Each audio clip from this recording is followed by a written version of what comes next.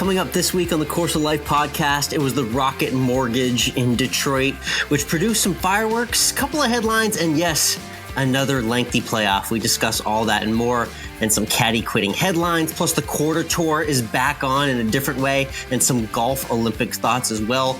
We're tuned into competitive eating, Super Bowl, and a classic trilogy as well. And this week's guest is a Twitter friend of ours, a guy named Drew Forrester. You may not know him, but he did a really cool thing, which was go out as an amateur and qualify for the U.S. Senior Open. He tells his story about his life in golf. Really fun chat coming right with Drew. Plus, we always end with food. And all of it is brought to you by our friends at FlightScope. And Mike, it's been really, really rainy in Texas, by the way, last week or two. I don't know if I told you this, but sorry for you. It's been a tough time because normally this is like the autopilot 95 degrees and sunny every single day time of year. But it's been pretty dashed weather. You know, it's been very infrequent that I've been able to get in the backyard. But when I have 5 or 10 minutes, I break out the Mevo. It's that FlightScope unit that I bring around everywhere when I hit balls. It tells me how far I'm hitting the ball. It gets me dialed in for any warm up or round or anything like that. I just love that it's pocket size. It's easy. I've been using it for a while. It's the real deal. That's why we keep talking about it over and over again. It's easy to bring to the range, the course. Bryson uses it. Bubba Watson uses it. Long drivers use it, and golfers around the world use it as well. So check out flightscopegolf.com. Check out the Mevo unit specifically and use our promo code COL10 for 10% off of your Mevo unit today. Again, that's FlightScope Golf and the Mevo unit, which can be yours today.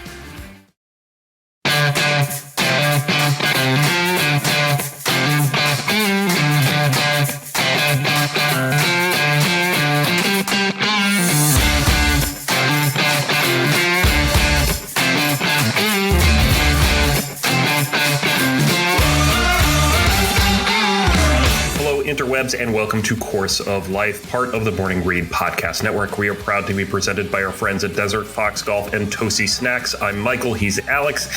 And Alex, we loved having 8 playoff holes so much last week. We decided to have a few more again this week at the Rocket Mortgage. So 5 playoff holes to decide the winner of this week. And we had another new winner on tour this year, the Australian Cam Davis, with a par on the 5th playoff over Troy Merritt. Let's also mention that both of us had Joaquin Niemann as one of our picks to win this week. He went 72 holes bogey-free and then threw up a bogey on the first playoff hole. What the hell? That was absolutely disgusting to hear. You were in that struggle with me all week. I forgot about that you had him on your card as well, too. He came so close there. I mean, he was at or in the lead for the entire weekend. Every time you check that leaderboard, and like you mentioned, went 72 holes without a bogey, and he made his first on the first sudden death playoff hole. So we did not get the win there. Came very close with our Twitter picks, but we'll have potentially another winner for you this week. It was a good 3-man playoff, though. It was Niemann and Cam Davis, like you mentioned, the winner, and Troy Merritt. Almost shades of the Travelers Championship 8-hole marathon. Again, for the second week in a row, apologies to our friends and fans of 60 Minutes. They've had a real tough ordeal here in the last couple of weeks trying to get their programming on at the right time. It was another marathon finish, but yeah, you're right. The Aussie ended up getting his first win.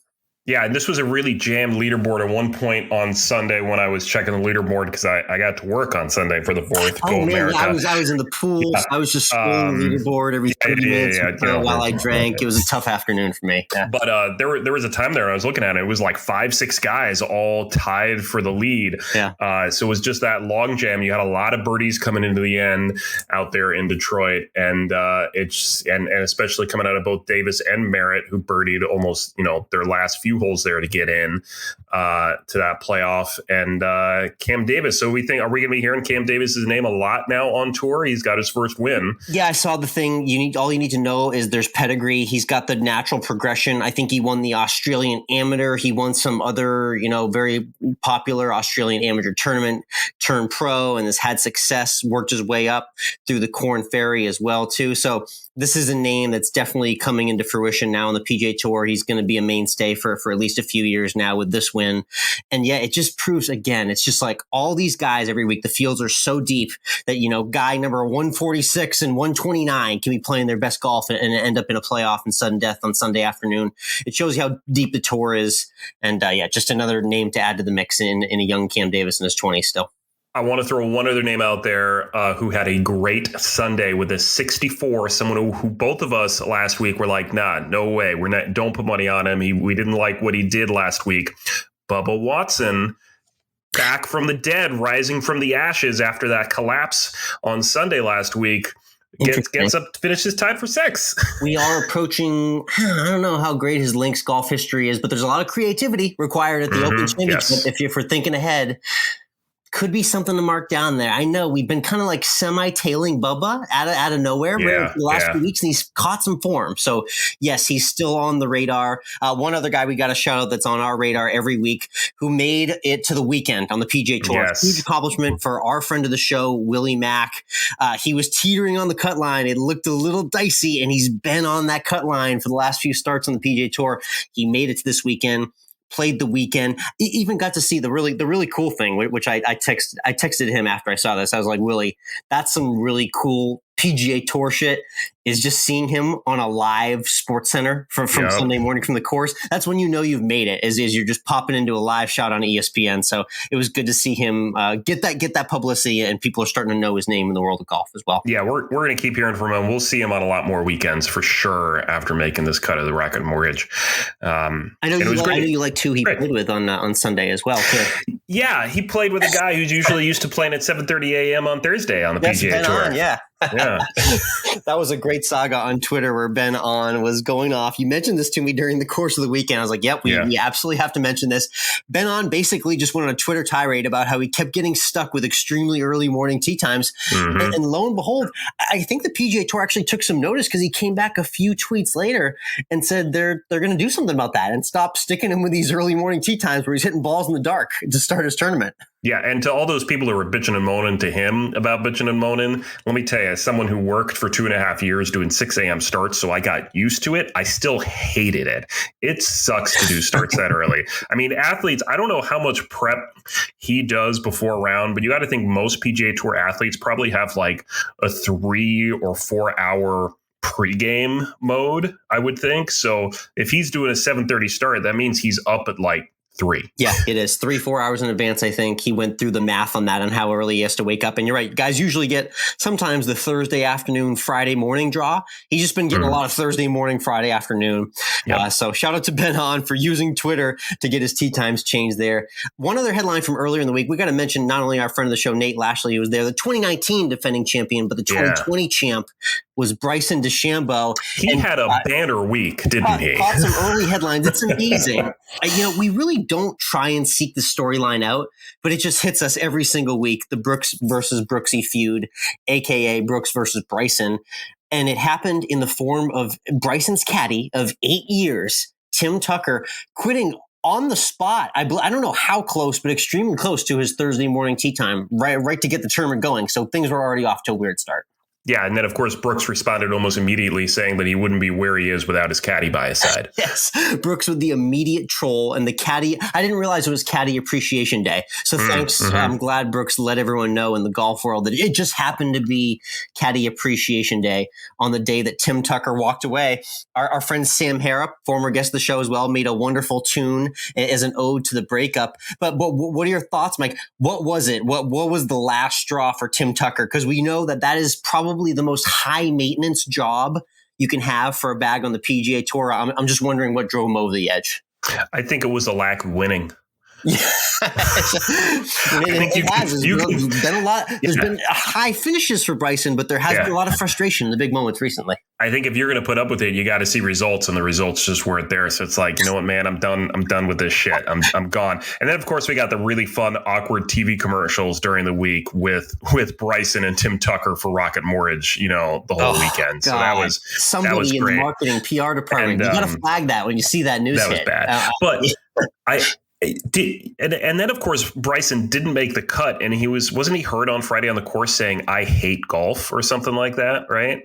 Yeah, I mean, he just has a complete love-hate affair with the game. It's very torrid the way he says that so casually too. Those are strong words, which you and I know. It's like there's days when you hate your golf game and you feel like the unluckiest person in the world, but to just actually openly say straight up, "I hate golf," that's a pretty strong statement. He's in a weird spot right now. This is an interesting follow right now for him. I mean, what do we think the chances are of Bryson just walking away from the game here? Well, we'll talk about it next week because it's happening as this episode's release. But if Mickelson and Tom Brady lay the smackdown on him and Aaron Rodgers, that's true. That could be another straw that might drive him even further into craziness. So we'll see what happens there. Let's talk about the match because it's going to be happening, like you said, as we record this. So let's look into our crystal balls and say, let's assume the match has ended, which it probably has by the time you're listening to this episode. Yeah. Let's just go ahead and say, I'll go ahead and say one possibility and you'll say the other. And everyone listening can choose whichever one is accurate based on the actual result. Okay, fair enough. Yeah. Okay, so I'm going to say, wow. Phil and Tom Brady really played as well as I thought they were going to do. And Tom continued to excel. And he just, when he puts his mind to it, he can accomplish anything. Well, yeah, because Tom Brady does whatever he wants to and whatever he says he's going to do. And it doesn't matter how old or young he is or what you think about where he is in life.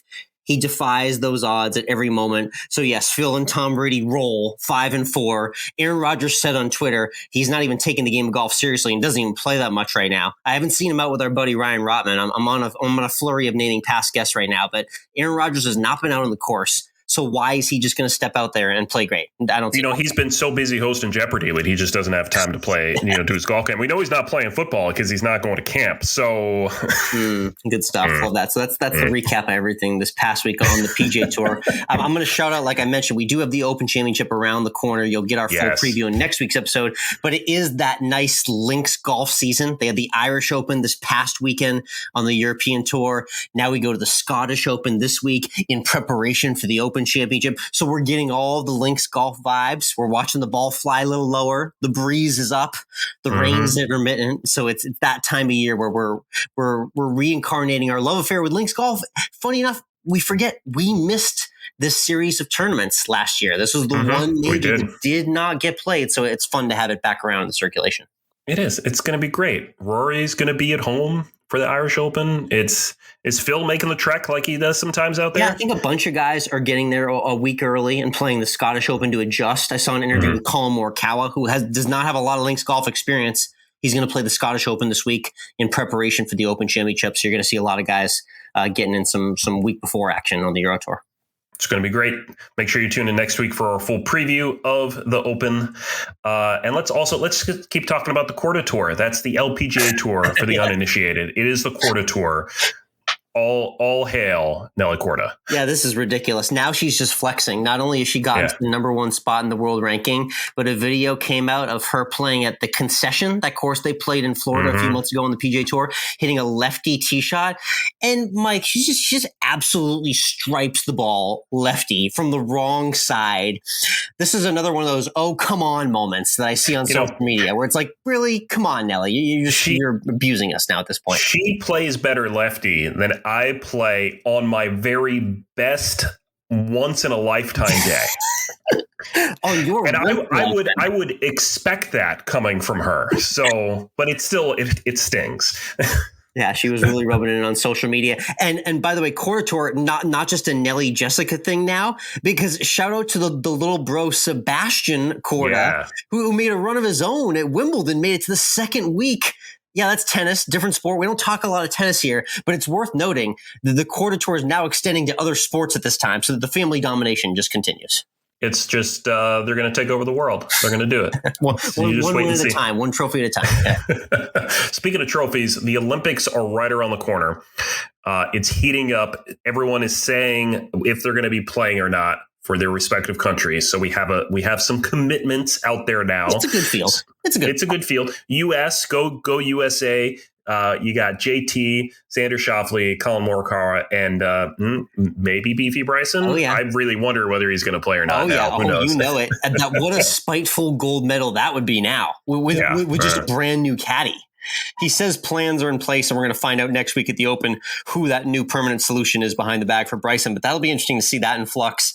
Morikawa, very excited to go over there and represent the country. Xander Schauffele just got married. Took an A+ social media photo with his dog in a tuxedo. It was adorable. So he's feeling the vibes right now. And JT, like you mentioned, rounding out Team USA, pretty good roster of guys. I guess if I had to pick the order who I'd like to see, I'd love to see JT thrust a gold medal. That'd be cool, pinning it, his career. And Morikawa, imagine if he medaled in the Olympics at such a young age. That'd be a great headline. You just reminded me too. I saw this. I think it was on Twitter.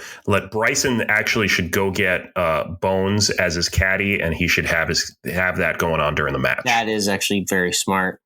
I didn't think about that. I think it's probably even too late, but that's a nice forethought there. He's got to think about that for future matches, or hell, just pick up Bones for future tournaments. How about that? How about that for a solution? You know? There you go. South Korea, where if you win a medal in the Olympics, you don't have to serve in the military. So Siwoo Kim and Sun Jae-im are both playing. They've also decided to skip the British Open in preparation for that. Yeah, that's intense. That's a lot. That's a lot. No pressure there, right? For Siwoo Kim and Sung Jae-im. We've talked about this. It was I got the names. I got them. So Young No was the first one. Sang Moon Bae was the second one. Two guys that had great starts to their careers in their early 20s on the PGA Tour. They went and served that military sentence, and neither one of them has made it back to the tour since. So this is kind of like if you want to keep it going in these young flashy careers these two guys have, they want to get that medal. And you can tell how much they're focused and locked in on that because they just pulled out of a major championship. So they could get over there early and prep for the course in Tokyo. So that's how you know they're not playing around. They're going for the medal. Another group going for the medal from Colombia, Sebastian Munoz and our boy Tio Gomez, who's been on the podcast before. Yes. What do you think? Give me over under here. What's their chances? I mean, I'm excited. It's all about top three. That's the whole thing with this, like the way this is formatted. This is just a 72 hole tournament, but like just find top three. Like it's like if you just medal, you medal, and no one remembers the rest. You know, sadly, the American that won the medal, Matt Kuchar. I remember that. I'll remember that forever. He won a bronze medal, but he did it. It was amazing, and his name's etched in history. So if a guy like Sebastian Munoz can get that done with Teo on the bag, that'd be awesome. Another South African guy I'm looking at Joaquin Niemann too. I'm going to keep betting him every week until the Olympics because I think he's feeling the flow of getting qualified for Tokyo. So I'm watching out for him potentially, but I'm excited. It's a few weeks away, and it's going to be nice to just see a blank slate, brand new venue for the golf in the Olympics. That's right. It'll be out in Tokyo. But right now, our attention turns to the John Deere at TPC Deere Run. It's a pretty weak field the week before the British, which kind of you expect. Yeah. I think it's partly, there used to be the big charter, which they still do, that gets the guys from Illinois directly across the pond. But I think the Scottish Open, the placement on the calendar is really appealing for those guys to kind of get a weekend, over there, adjust, play a similar style course before you get to the Open Championship. So I think that's just kind of what's bringing a few people away from playing in Illinois, but love the action, the Quad Cities. And this is a birdie fest course every year. Yeah. And I mean, we still got some names out there playing in it. We got Daniel Berger. We got Zach Johnson. We got Steve Stricker. You still got big names playing this tournament. Yeah. I mean, he's a legend at this tournament. This is basically his hometown event. He's won this thing, I think, a handful of times. Why not? Right. He just won on the Champions Tour a couple weeks ago. That'd be a fun little headline if he got it done. Yep. And he's seventh in the Schwab Cup. So, he's having a good season, 3-time winner, like you said here. So he's got chances too. You never know. And Daniel Berger is just been consistent for 17 months straight. You're just waiting for him to get a win here. So yeah, the last one I got was from him earlier this year. Him and Max Homo were my 2 W's there. But our picks will be on Twitter. I'm at Course of Life 1. You're at MWRINC by Wednesday afternoon. We'll throw up who we like for the John Deere the week before the final major of 2021. That's right. But of course, then there's the Olympics. So, that's kind of a major, kind of. Let's talk about what we've been tuning into outside of the world of sports and tuned in. It was July 4th holiday, so that means it was time to get patriotic. And for me, I'm going to do a shameless plug for my other podcast, 3-Minute Movie Reviews, which really is more like 4 or 5-minute movie reviews. Honestly, you lying thief. You were taking time away from us. How dare you? We do. I'm sorry. It's not 3 minutes. It's 5 minutes. That's really going to make or break your day there. But in honor of the 4th of July holiday, we wanted to do something patriotic. So we did the Has Fallen trilogy with Gerard Butler. Favorite of the 3 was? None of them. They all sucked. They were horrendous movies that don't belong in the lexicon of film history at all. These were very much B movies with minimal budgets and horrible writing. Yeah, that's the ultimate insult is when you say this was pretty much a B grade movie. That's like you're putting that in the Mystery Science Theater 3000 category right there when you say things. You know what's really sad is that Gerard Butler has signed on for 3 more of these. Of course, because if the check is right, Mike, you'll sign up for anything. And it's doing well overseas because it's your typical kind of American cowboy go a lot of violence and save the day sort of thing. So good stuff. The Has Fallen trilogy, and check out 3-minute movie reviews for those quick movie review podcasts that you do. Love that. Like I said, July 4th weekend. Obviously, I was tuned into the Nathan's hot dog eating contest. It was great to have the contest back with a crowd. You remember they did it weirdly in like a basement dungeon with no fans and like plexiglass dividers last year. Joey Chestnut got 75 dogs in 2020. Everyone was wondering if he was going to be able to top that outdoors in front of the fans. Would the weather get to him? Au contraire, the GOAT remains the GOAT of GOATs. He upped his own record by 1 dog, downing 76 in 10 minutes, Mike. I think it's 14 titles now for Joey Chestnut, the GOAT of competitive eating. I get sick just listening to what he's able to do. I mean, it's just he posted a great video of him going like, everyone was wondering what I would do if I lost. And then he puts the belt over his shoulder and he's like, I guess we'll never know. So and we may actually never know. It's true. This is he's the GOAT. I say he's the GOAT of GOATs because quite literally, I don't think there's any other human being that's as dominant at one task as he is at anything in the entire world. I will make that statement against any human being. We say Tom Brady is just built to win championships, but no one is built like Joey Chestnut is built to eat hot dogs. Like, and you're right. Like if we're talking one task, like if you had to put money on, what's a better bet? Putting money on Tom Brady to win a Super Bowl or putting money on Joey Chestnut to win the hot dog contest? Quite technically, based on their length of career, it's Chestnut because I think I would say he's won probably close to 2/3 of maybe the contests he's entered, whereas Brady has only won 7 Super Bowls in 20 seasons. That's slacker. Unbelievable. It's more like the better money actually may be on Tom Brady reaching the Super Bowl. Yeah, that's more of an even bet. But nonetheless, the GOAT reigns supreme. Shout out to Joey Chestnut for getting it done again. For the record, Joey, if you're listening, I have invited the Chestnut team to join the podcast. I would love nothing more than to interview the greatest competitive eater of all time. So if anyone hears this or has connections to Joey, hook us up. Congrats again to the GOAT, championship number 14. Let's get into this week's guest. Alex, what is it that makes the U.S. Open just the best? Open. It's open, and just any human being under the sun with a decently reported handicap and a set of clubs can just go and pay money and get into the biggest tournament in the world. That's the beauty of it. It's true. And that applies to both the PGA Tour US Open and the Senior PGA Open and the LPGA US Open. Yep. And this week, we want to talk specifically about the Senior U.S. Open because it's this week. And this week's guest is Drew Forrester. He's a Twitter friend of ours, and he's based in Maryland, and he's qualified for the Senior U.S. Open out in Omaha. Pretty cool, huh? I mean, this is a guy that's been just a lifelong golfer. He gets into his teaching background, his coaching background, just an everyman, just like you and I. Runs his own sports site, has a history in broadcasting.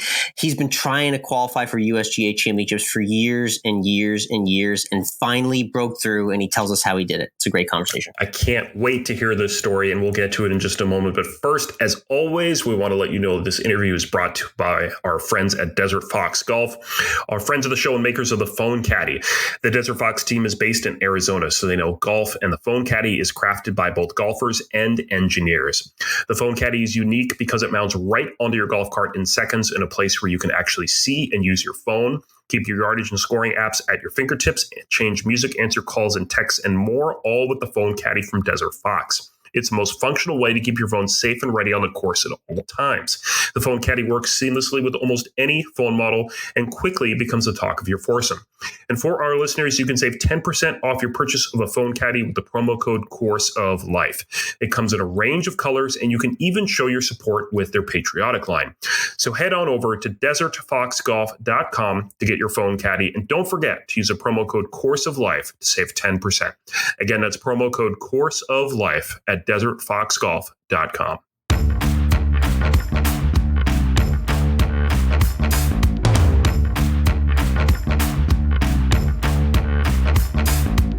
Next up on the tee, we've got a sports writer and sports personality I love following on Twitter with some experience in sports talk as well. And he publishes his takes on golf and the world of sports at drewsmorningdish.com. And oh, by the way, he just messed around and qualified for the U.S. Senior Open coming up this week at Omaha Country Club in Nebraska. We've got Drew Forrester joining us on the Course of Life. Drew, how you doing this evening? All good. Great to talk golf with you. And I'm an active follower of yours. Truth of the matter, everybody should know, is I follow you way more than you follow me. Nice. Love it. Awesome. Yeah, I noticed that, and I'm glad to have you part of the Course of Life community. So we had to have you on when we saw the great news. I want to first start with some recent golf news, since I know you love covering everything that's happened on the big tour as well, too. The last major championship we had was the U.S. Open at Torrey Pines, and just an unbelievably fateful performance for Jon Rahm getting it done after everything he went through in the weeks before. Just what were your takeaways watching all the action in the U.S. Open?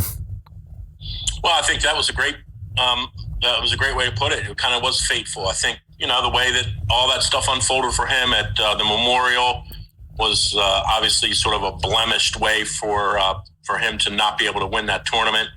And, you could just tell by the way he talked yesterday or Sunday last week when he won, you could just tell that he kind of felt it was fate. And, he said karma and putts at 17 and 18 will go down.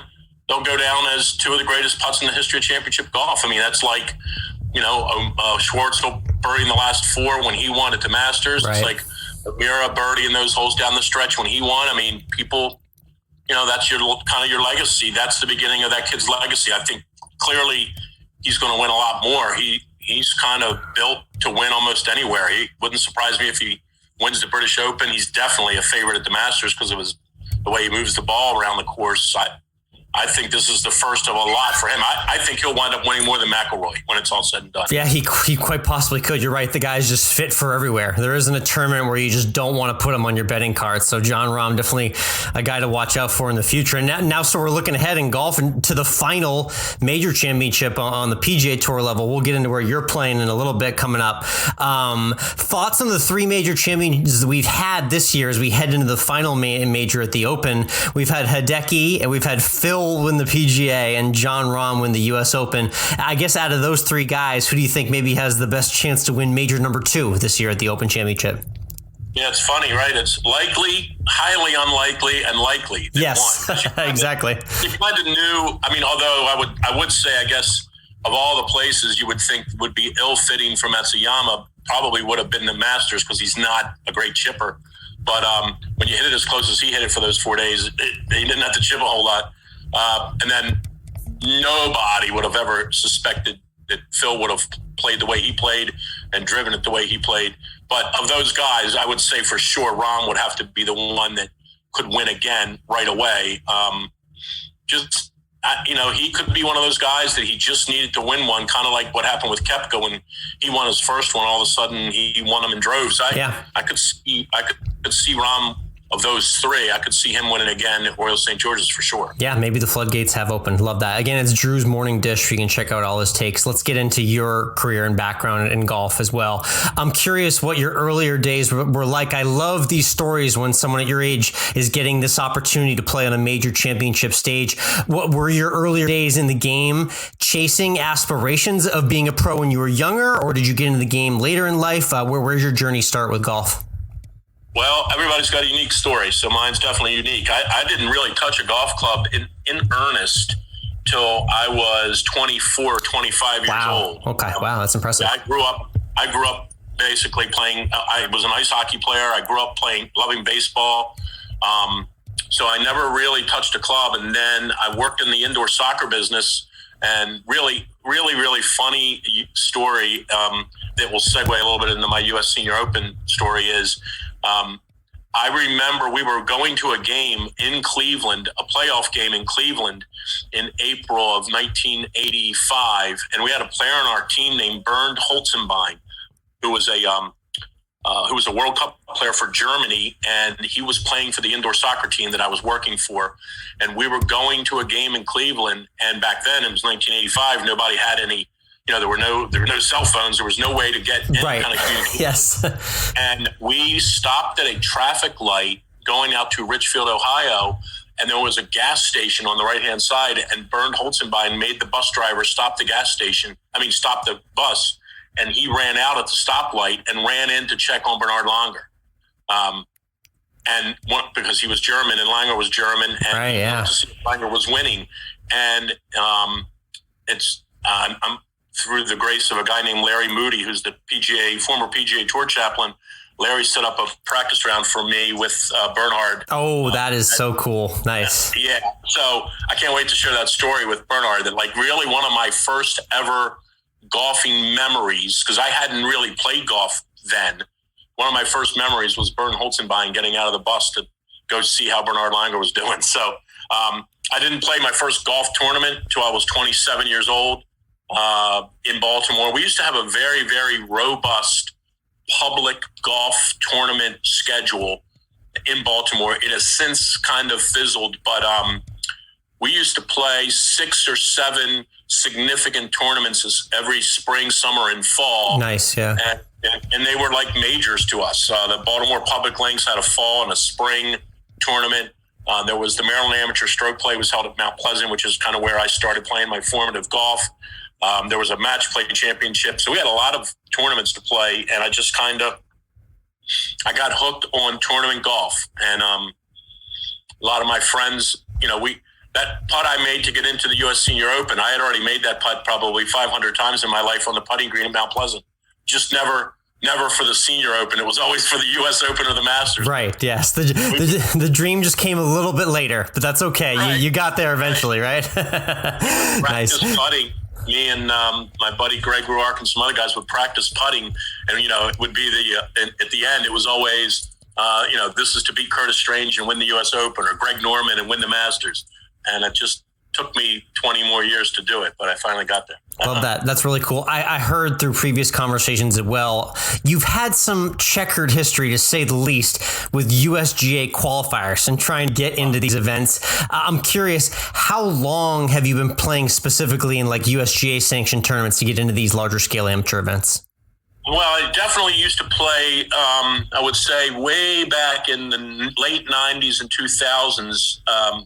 I would go into the local U.S. Open qualifier. And ironically, back then, it was held at my current club, but I was not a member there then.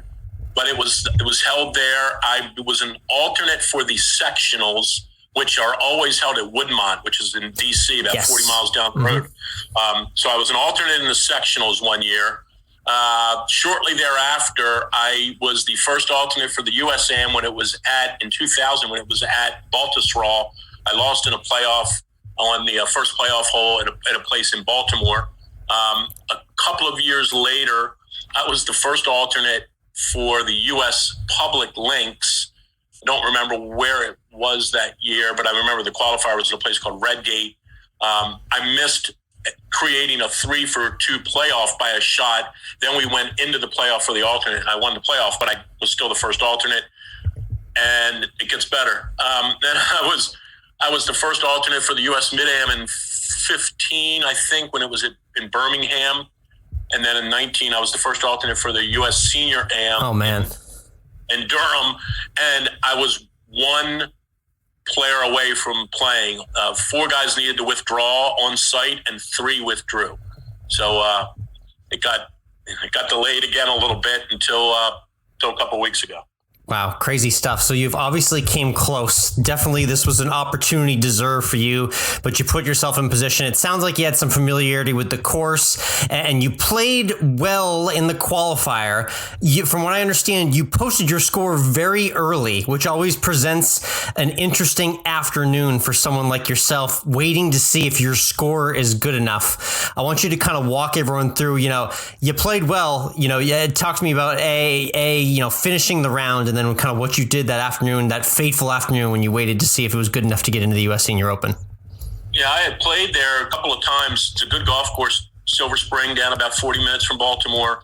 I missed it there by 2 a couple of years ago. Now, a lot of guys can say they missed it by 2 because, probably 15 guys miss it by 2. But when you miss it by 2, you're at least sniffing around and hey, a putt here, a putt there, or a better tee shot here or there could help you.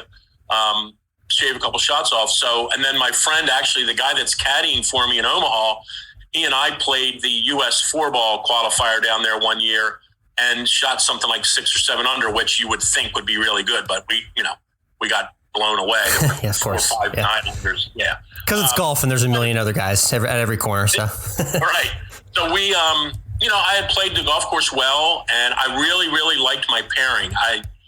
I was very blessed to get a guy, Ricky Serrano, who's a teaching pro out of Cattail Creek, whom I know. I had played the Maryland Senior Open with him a couple of times, and then a guy named George Forrester. Name sounds the same as mine, but it's spelled differently. Nice.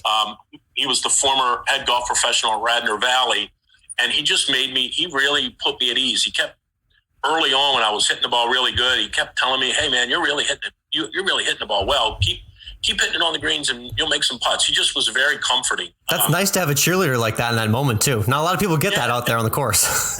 Right. And he was playing well, too. Ricky kind of struggled a little bit, but Ricky was great. But George and I really, we just sort of fed off of one another. I made a few more putts than he did, but he hit the ball great. He had every bit or more of a game than I have. I made a couple more putts. But we got to, I got off to a great start, which I think is really important in those events. I got off to a really good start. I was 1 under. I made a double. I hit one really bad shot the whole day on a par 4, but I didn't, I didn't get mad. I didn't get frustrated. I just hit a bad drive, and I tried to actually play smart, and just couldn't make a bogey. I was trying hard to make a bogey. It was a long par 4, and I couldn't get it on the green in 3 shots. And then I finally got it up there close and missed about a 5 or 6 footer for 5. So, but I birdied the very next hole, which I think really calmed me down. I birdied a par 3. Now I was even. I kept going. I was even. And then I made a bogey on a par 3 on the back early, like the 13th hole. But I wasn't upset. Because I knew I'm just hitting it so good. If I could just get it somewhere on the greens and keep giving myself chances. And, I birdied 17, which is a downhill par 3. I hit it to like 15 feet and I made it. And for some weird reason, 18, even though it's really long and I'm not terribly long off the tee, it's like a 430-yard uphill hole. I hit a really good drive in regulation, and it was in the first cut of rough, and I had like 185 to the hole, and I just hit probably the best 6-iron I've ever hit in my life. I sometimes laugh and say it looks like I know what I'm doing, because sometimes I don't. But that one looked like I knew what I was doing. I hit it 6 feet, and I made it. Nice. So I got in, and there was a 67 in already, and then there was me, and then shortly thereafter, there was another 69, and it stayed that way for probably, I finished at 110. It stayed that way to about 145 or so, and then another 69 came in. So I knew the last group went out at 150, so I kind of started doing the math. I'm like, okay, we're talking about 6 o'clock here before this thing. Yeah, well, how'd you kill the 4 hours? I guess is the real question. So I went to get a sandwich. It was really weird. I made this pledge to myself to I'm not going to refresh my phone and keep checking my phone. Oh, that's vicious. That takes an extreme amount of dedication in the moment there. I went and had lunch and did some work on my computer. Went and had a couple pieces of pizza and just relaxed. And I went back to the golf course. And when I left, the guy that I eventually played with in the playoff, Barry Deere out of New Jersey, he was sitting in a rocking chair underneath the clubhouse with his caddy when I left. And when I got back, they were still sitting there. Oh, that's a good sign. Yeah, that was my first indication. I guess 2:45, I got back and I'm like, okay, they're still sitting there. That's good news. So I walked up and introduced myself, and he said, yep, still sitting here. So I sat there for a little while, and then I was like, well, this ain't going to work because this will drive me nuts. So I went into the clubhouse and laid down in the locker room I set my phone for 4 o'clock, and I laid down and took a nap. And you actually fell asleep? I did. I fell asleep. That's impressive. That's kind of like, that kind of reminds me of Tom Brady pre-Super Bowl taking naps in the locker room. That's pretty impressive in the moment there. My wife would tell you I can fall asleep anywhere. Oh, there you go. So I just laid down and I took a nap, and I got up at 4 o'clock, and I then checked my phone. I'm like, okay, I might as well check my phone and see. And if if I'm out, I'll pack up and I'll go. And there was a 67 in, but there were still 3 69s. I'm like, okay, still got a shot. So I took a shower and got out of the shower, got dressed, walked out, and he was still sitting in the rocking chair. And it was really then, that was probably 10 of 5. I looked at they had a live like scoreboard on the TV, and I looked at it, and there were 8 groups left. So, I'm doing the math. I'm like, all right, I've been down this road before. I missed it by 1 in Philadelphia a few years ago in Applebrook, and I was in until the last 2 groups, and one guy in each of the last 2 grouents went by me. Yeah, I mean, let's face it, you've always ended up on the wrong side of this until then. I know. So I went over to the putting green and I started putting, and I just figured every time somebody came in, I just looked over at the rocking chair because I knew Barry would get up and leave if somebody beat us, and no one did. And then I looked up on the 18th tee, and Charlie Bowling, who was the head golf professional at Bethpage, I had played with him a couple of years ago, and he was on the 18th tee. And I knew he was in the last group. By looking at the tee times, I knew Charlie was in the last group. And he got to the green, and a state golf official sort of motioned to him with his thumb up and his thumb down, and Charlie did like even, as if to say he's even par. And he had about a 15 or 20 foot putt, and he missed it. And I just kind of started to go numb then. And I walked over, and I heard one of the officials say, anybody in this group 69 or better? And Charlie said no. So I knew we were going out. And they let us go hit some balls for 15 minutes. And I just had this really weird, I just sat in this chair before I went out. And we have this prayer that we recite at Calvert Hall Golf before we go out to play. Our team recites this prayer. It's a boys' Catholic high school in Baltimore. And part of the prayer says that we please give us humility if we win and peace if we lose. And I just sat in this chair, and I read that. For some weird reason, I read the prayer, and it just really calmed me down. I don't know. I can't explain it. I got up, and I was like, God, just take care of me. If I make it, take care of me. And if I miss it, take care of me. And I don't know. I've something I've never felt before. I was just really calm, and I hit it great, and I had a chance to win, honestly, on all 3 of the first 3 playoff holes. I had a chance to win. I couldn't make a putt. And this was sudden death. How many guys for the last spot here? 3 guys went out for 1 spot. Eric Egloff, who used to play on the tour, who's probably played in 4 or 5 U.S. Senior Opens. Really, really good player. Very good player. One of the best players to ever come out of our area for sure. It was me and him and Barry. Eric went out on the second playoff hole. Barry and I went back down to 1 again. We went 1 and 18, 1 and 18. And I just that 18th hole, there's something about it. I hit a great second shot in there in the first playoff hole, and I hit a 7-iron to about 15 feet. And Barry had missed the green and chipped it up to about 6 feet. And I kind of remember saying to myself, this is it. He's going to make that. If I don't make this, he's going to make that for par. And then the tide is going to turn for him. And I'm like, this is it. You've got it on your racket. You got to make this. And I made it. I love that. And when you've been through those opportunities and squandered them before, the moment when you have to take advantage of it. And that's exactly what you did. So shout out to you for making that putt on the 4th playoff hole and getting into the U.S. Senior Open. An amazing accomplishment. I admire you for going leaderboard free all afternoon too. That's very impressive. I've been there so much, I've been there so many times, and you just know there's nothing good comes from refreshing your phone every 7 or 8 minutes, because whatever's going to happen is going to happen. And I had enough stuff to kind of keep me occupied. And, I went down by myself, which was really weird. I usually would take somebody to caddy for me. My club's member guest was that weekend.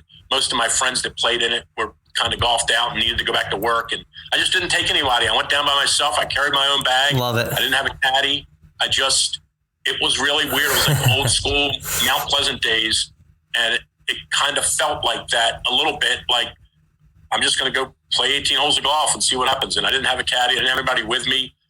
And it it was all surreal. And then I made the putt and I just cried. I didn't even know what to do. I didn't have anybody there to like high five or hug or jump up and down with. So I just cried. And Mike Cumberpatch, who ran the event for Mid-Atlantic Golf, he said to me, how long of a drive home do you have? I'm like, I got an hour and 20 minutes. He said, are you going to be okay? You going to make it? Yeah, and I seriously. said, Mike, I'm just going to sit in this rocking chair and answer some text and I'll be good. And I didn't leave down there till probably 8:30 because I just sat in the chair for an hour by myself. Yeah, it's okay. You qualified for major championships, so you're allowed to take a little bit extra time before the drive home. Love that. Hey, shout out to the prayer you talked about with your team, no matter what your religion is. Those are just great words to live by. But you mentioned that you are doing some coaching as well. What's that experience like for you coaching? Shout out your kids and maybe what you've learned from the younger generation watching them. Well, I mean, I love it.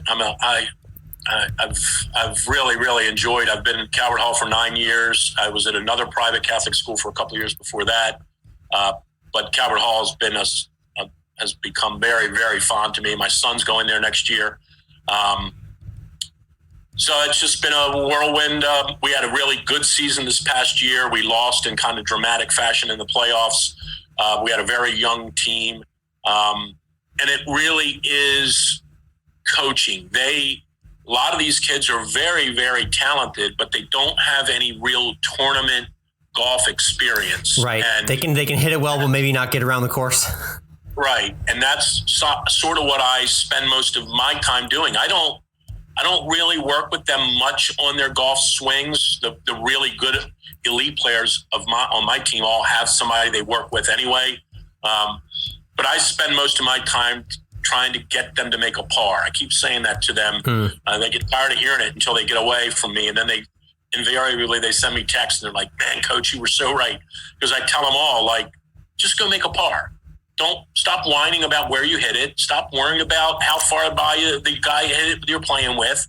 Stop worrying that you hit it in the divot. Stop whining and stop worrying and just go make a par. And I bury that into them all season about the value of making a par. And they as they grow older, I think they realize, number one, they realize how important it is, and number two, particularly in the format we play, which is match play, they realize how sort of deflating it is when you make a par out of nowhere. Yes. The other guy's on the green and he's got 20 feet and you've hit a bad tee shot and you've scurried up the fairway to 90 yards and then you hit it to 6 feet, he misses his and you make his and you both had the same score. And I've really tried to make them understand how much that plays into competitive golf. That was me. That was me, Drew, in high school. I was a short, lanky kid with a 210-yard fade, but I got up and down from everywhere, so it didn't matter. Yeah. Short game, I tell them all. Every summer before when our season's in the spring, so we finish in May, and I give them a little report card every year, and every single one of them, I always say the same thing. The game is 100 yards and in, which includes the green. Yes, which includes the green. Yes, right. But the game is, and it's funny because I'm telling myself that now. I'm a couple of people that I've talked to about the U.S. Senior Open, friends of mine. I have a couple of friends in Baltimore that have made it previously, and I talked to both of them, and they both said the same thing, independent of one another. Don't worry about your full golf swing. Don't go hit 200 drivers a day. Just work on your short game, which is funny because that's exactly what I tell my high school players is stop trying to hit the trees 280 yards off the driving range and try to hit the 100-yard marker instead. Yeah, Drew, just say, hey, hit it like you did in the qualifier, and if you don't, get up and down. That sounds like a good plan for you. So again, it's Drew Forrester, U.S. Senior Open qualifier, and it's a hooded 4-iron on Twitter. Let's get to some rapid fire questions before we wrap up here. Where did you get the Twitter nickname? Is there a hooded 4-iron that was notable in your life, or?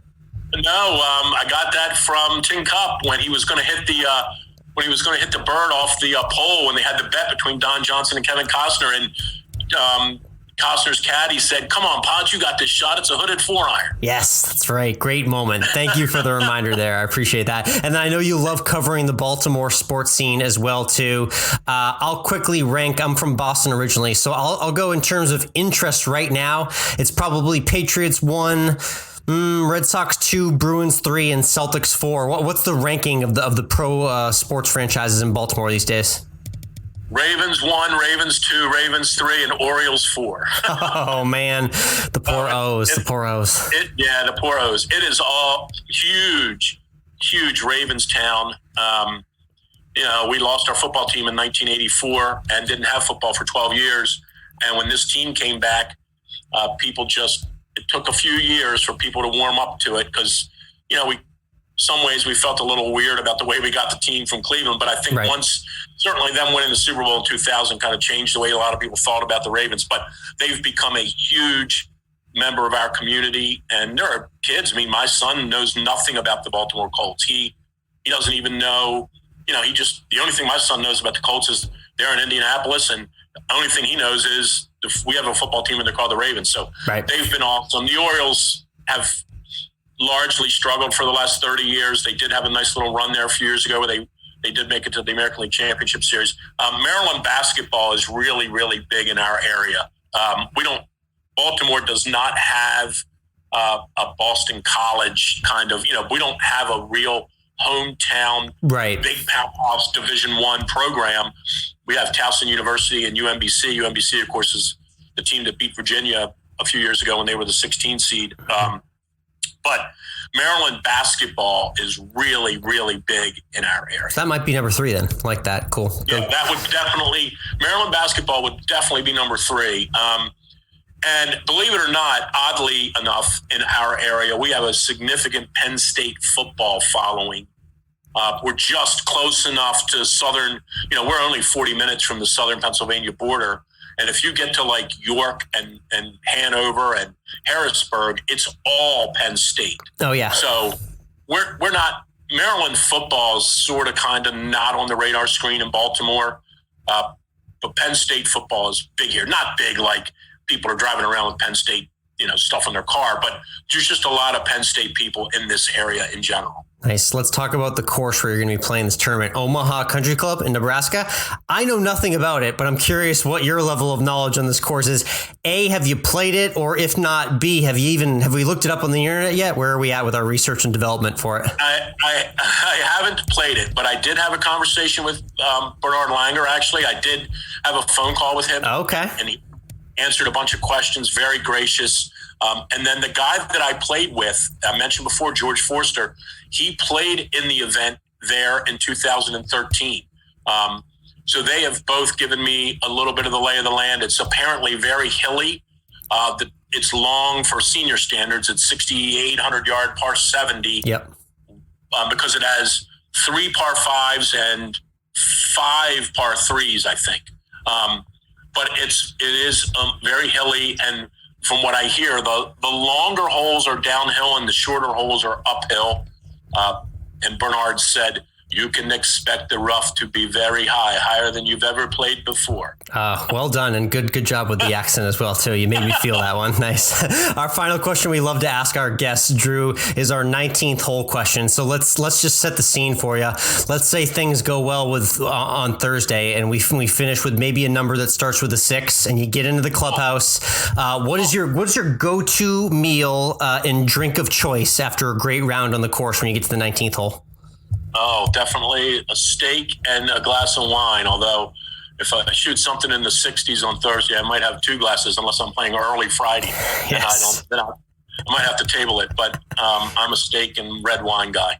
Nice. You got our support from here. Everyone here at Course of Life. Again, it's Drew Forrester. He qualified for the U.S. Senior Open. It's going to be on Golf Channel NBC July 8th to the 11th. Looking forward to following you, and cheers to having a great time out there. And maybe we'll see you for all 4 days. How's that sound?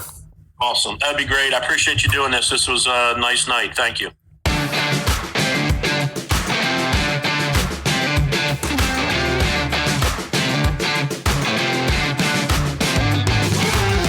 And we're back. Great chat there with Drew. And we saw him on Monday playing practice rounds. Bernard Langer in prep for the U.S. Senior Open. Yeah, who else would you want to play a practice round with, right? I mean, arguably the GOAT of senior professional golf.